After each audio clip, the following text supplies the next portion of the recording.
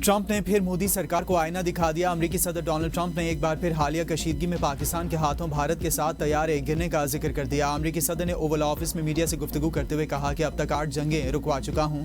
भारत और पाकिस्तान जौहरी जंग के बहुत करीब थे। वज़ीर आज़म शहबाज शरीफ ने मुझे कहा कि आपने लाखों जिंदगियां बचाई हैं। पाकिस्तानी वज़ीर आज़म का इशारा उस मुमकिन एटमी जंग की जानिब था जो भारत और पाकिस्तान के दरमियान छिड़ने के करीब थी। सदर ट्रंप ने गुफ्तगू के दौरान भारत की जानिब से रूस से तेल की खरीदारी का भी जिक्र किया। भारतीय वज़ीर आज़म नरेंद्र मोदी ने मुझे रूस से तेल ना खरीदने की यकीन दहानी कराई है। खुश नहीं था कि भारत रूस से तेल खरीदे, मगर अब ये मामला तय हो गया है। हमास को गैर मुसल्लह करने के लिए अमेरिकी फ़ौज की ज़रूरत नहीं पड़ेगी। चीन के साथ तिजारती जंग जारी है। यूक्रेन जंग भी ख़त्म करने की कोशिश कर रहे हैं।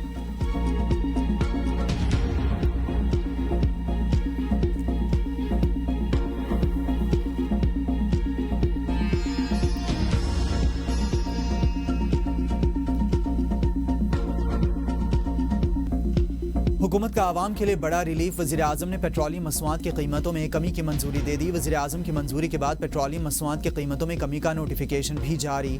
नोटिफिकेशन के मुताबिक पेट्रोल की कीमत में 5 रुपये 66 पैसे फी लीटर कमी के साथ नई कीमत 263 रुपये 2 पैसे फी लीटर मुकर्रर। डीजल की कीमत में 1 रुपया 39 पैसे फी लीटर कमी के साथ नई कीमत 275 रुपये 41 पैसे फी लीटर मुकर्रर। मिट्टी के तेल की कीमत 3 रुपये 26 पैसे फी लीटर कमी के बाद 181 रुपये 71 पैसे फी लीटर मुकर्रर। लाइट डीजल ऑयल की कीमत 2 रुपये 74 पैसे कमी के बाद 162 रुपये 76 पैसे मुकर्रर की गई।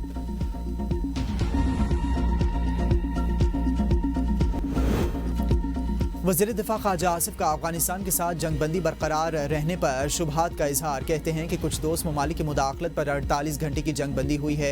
मुझे शुबहात हैं कि मौजूदा जंगबंदी भी बरकरार रहेगी। दोस्त ममालिक ज़रूर मुदाखलत करेंगे और तालिबान पर दबाव डालेंगे।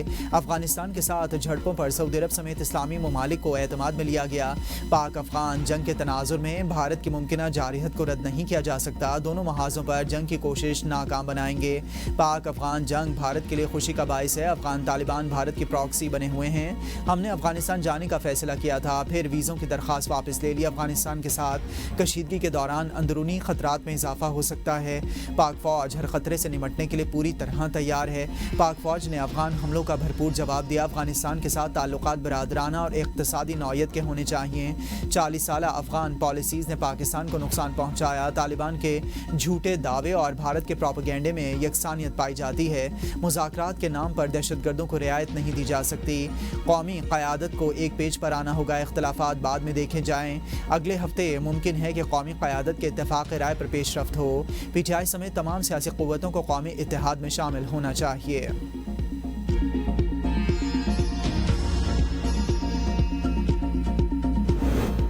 जब तक अफगानिस्तान मुआफ़ी नहीं मांगता सुलह नहीं होगी। राना सनाउल्लाह कहते हैं कि अफगानिस्तान को दहशतगर्दी से बाज आना होगा। हम कब तक अपने जवानों के जनाजे उठाएंगे। पाकिस्तान ने अफगानिस्तान को जारहियत पर जवाब दिया। पाकिस्तान ने 40 साल अफगानियों की मेहमान नवाजी की। अफगानिस्तान ने हमारे ऊपर जंग मुसल्लत की हुई है। अब हमने अफगानिस्तान को जंग का मजा चखाया। कई बार कहा कि अफगानिस्तान अपनी सरजमीन पाकिस्तान के खिलाफ इस्तेमाल ना होने दे।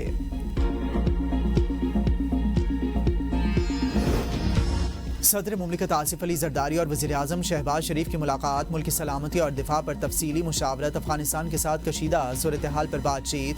मुल्क की सलामती और दिफा पर कोई आंच नहीं आने दी जाएगी। सदर और वज़ीर आज़म का अज़्म। शहबाज शरीफ ने गज़ा अमन मुआहदे पर सदर को एतमाद में लिया। नून लीग PP ताल्लुकात की बेहतरी पर भी गुफ्तगू हुई।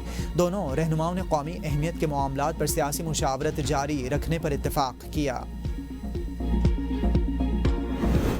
सदर मुमलिकत आसिफ अली जरदारी से फील्ड मार्शल सैयद आसिम मुनीर की मुलाकात। फील्ड मार्शल ने सदर मुमलिकत को दाखिली और खारजी सलामती की सूरत हाल पर ब्रीफिंग दी। अफगान तालिबान के इश्तियाल अंगेज इक़दामात पर पैदा होने वाली सूरत हाल पर भी ब्रीफिंग।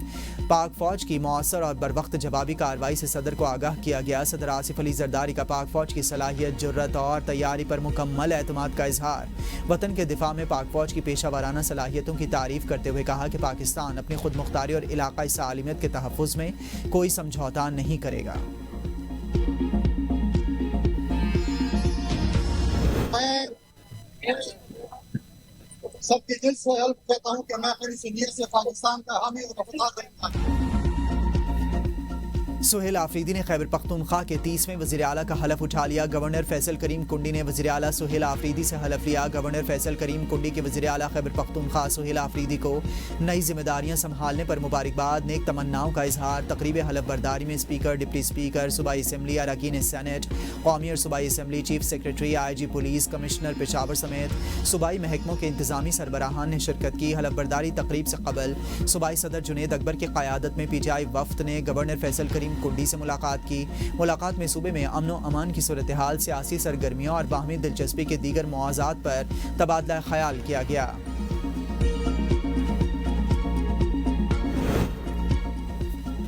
नौ मुंतखब वज़ीर आला खैबर पख्तूनख्वा सुहेल आफरीदी का बानी PTI से मुलाकात का फैसला। मुलाकात के लिए आज अडियाला जेल जाएंगे। मुलाकात के इंतजामात के लिए सूबाई हुकूमत ने वफाकी और पंजाब हुकूमतों को बाकायदा मरासला अरसाल कर दिया। महकमा दाखिला खैबर पख्तूनख्वा की जानिब से वफाकी सेक्रेटरी दाखिला और सेक्रेटरी दाखिला पंजाब को मरासला अरसाल किया गया। मरासले में कहा गया है कि वज़ीर आला की बानी PTI से मुलाकात के लिए ज़रूरी इंतजामात किए जाएँ।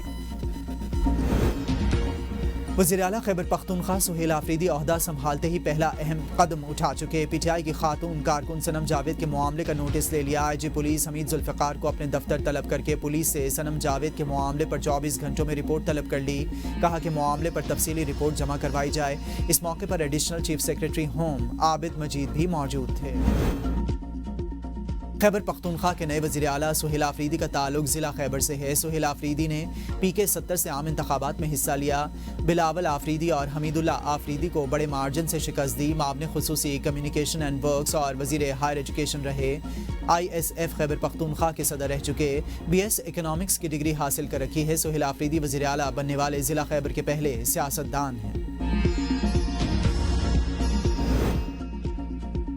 नौ मुंतखब वज़ीर आला सुहेल आफरीदी की हलफ बर्दारी तकरीब में शदीद बदनज़मी और शोर शराबा, कारकुनों के नारेबाजी, मीडिया के लिए इंतजामात भी ना होने के बराबर, कारकुनों की धक्कम पेल के बायस तकरीब के लिए आते हुए गवर्नर सीढ़ियों से गिरते गिरते बचे। बदनज़मी के बायस वज़ीर आला सुहेल आफरीदी को भी धक्के लगे।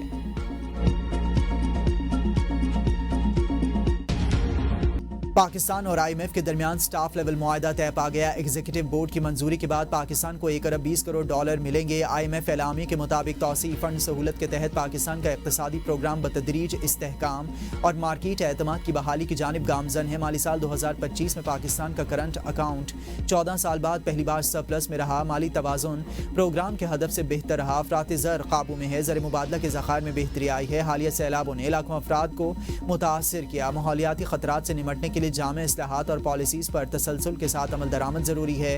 पहले अहदाफ के मुकाबले में शरह तरक्की में कमी, महंगाई में इजाफा होगा। वज़ीर आज़म शहबाज शरीफ का IMF से स्टाफ लेवल मुआहदा तय पा जाने पर इजहार इत्मीनान।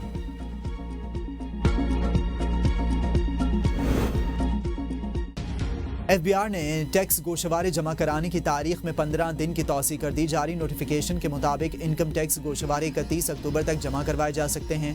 ताजरों और टैक्स बार एसोसिएशंस की दरख्वास्त पर तौसी का फैसला किया गया। पहले टैक्स रिटर्न की आखिरी तारीख 30 सितंबर थी, जिसे 15 अक्टूबर तक बढ़ाया गया था। मुकर्ररा वक्त के गोशवारे जमा न कराने वालों को जुर्माना होगा। नेट मीटरिंग 6000 मेगावाट तक पहुंच गई। सेक्रेटरी पावर कहते हैं कि नेट मीटरिंग लोड से सिस्टम के इस्तेहकाम को खतरा है। कौमी असम्बली के कायमा कमेटी पावर में ब्रीफिंग देते हुए सेक्रेटरी पावर ने बताया कि सोलर की वजह से ग्रिड सिस्टम पर बोझ है। नेट मीटरिंग इनकलाब बर्पा कर रहा है। ऑफ ग्रिड सोलर की सलाहियत 12000 मेगावाट से बढ़ चुकी है। ग्रिड की बिजली में 14 रुपये कैपेसिटी चार्जेस और 9 रुपये टैक्सेस शामिल हैं, जबकि नेट मीटरिंग से पैदा होने वाली बिजली सस्ती है। क्या आईनी बेंच फुल कोर्ट की तश्कील के लिए जुडिशल कमीशन को डायरेक्शन दे सकता है? सुप्रीम कोर्ट में 26वीं आईनी तरमीम के खिलाफ दरखास्तों की समाअत के दौरान जस्टिस जमाल खान मंदुखेल और जस्टिस आयशा ए मलिक ने नया सवाल उठा दिया। जस्टिस मोहम्मद अली मजहर ने रिमार्क्स दिए कि आईनी बेंच मजीद बेंचेस तो तश्कील दे सकता है। फुल कोर्ट की तश्कील आईनी बेंच की तौसी तसव्वुर होगी। जस्टिस जमाल खान मंदुखेल ने निशानदेही की कि जुडिशल कमीशन में आईनी बेंच के जजेस की शमूलियत पर बहस हुई थी, लेकिन मखसूस नाम देने की इजाज़त नहीं दी गई। मजीद कहा कि गुज़िश्ता रोज़ जो हुआ वो नहीं होना चाहिए था। जस्टिस अमीनुद्दीन ने कहा कि जुडिशल कमीशन के इख्तियारात अपनी जगह हैं, सुप्रीम कोर्ट के अदालती इख्तियारात अपनी जगह मौजूद हैं। वकील आबिद जुबैरी ने अपने दलाइल में कहा कि आईनी कमेटी सिर्फ आईनी बेंच में शामिल 15 जजेस तक महदूद है, दीगर जजेस को शामिल नहीं कर सकती। रेगुलर बेंचेस की तश्कील प्रैक्टिस एंड प्रोसीजर कमेटी का इख्तियार है। आईनी बेंच के क़याम और फुल कोर्ट की तश्कील के इख्तियारात अलग अलग हैं। किसी जज को फुल कोर्ट बनाने की हिदायत देना आईनी तौर पर दुरुस्त ना होगा।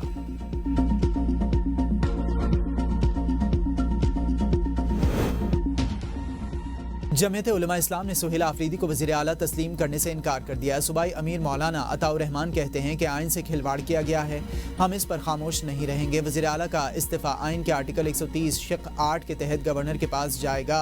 गवर्नर को इस्तीफ़े की तस्दीक के बाद मंजूर या मुस्तरद करने का इख्तियार हासिल है। सूबे के नए वज़ीर आला का प्रोग्राम तालीम सेहत की बजाय कैदी 804 की रिहाई है। गैर संजीदा शख्स को वज़ीर आला तस्लीम नहीं कर सकते। आइन और कानून के मुताबिक हर रास्ता इख्तियार करेंगे।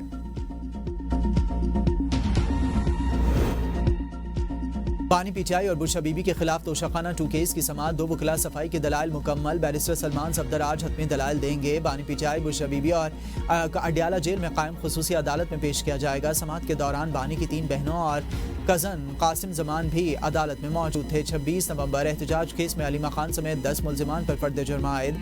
अदालत ने तमाम मुल्जिमान को तलब कर लिया। सानहा 9 मई के 11 मुकदमात में शेख रशीद समेत दीगर मुल्जिमान को चालान की नकूल की कॉपियाँ फराहम कर दी गईं।